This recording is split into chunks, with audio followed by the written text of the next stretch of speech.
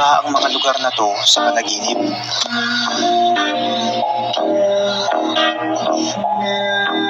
Mga kaibigan, ito ay tinatawag na backrooms o yung mga lugar sa panaginip na parang walang katapusan at yung pakiramdam na parang hindi ka na makakalabas.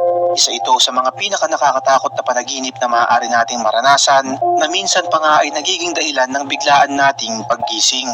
Ayon sa ilang dream experts, kapag napunta ka sa ganitong lugar sa iyong panaginip, ang ibig sabihin nito ay sa tunay na buhay, kasalukuyan kang nagkakaroon ng matinding anxiety sa pag-iisip na baka wala nang may pakialam sa buhay mo.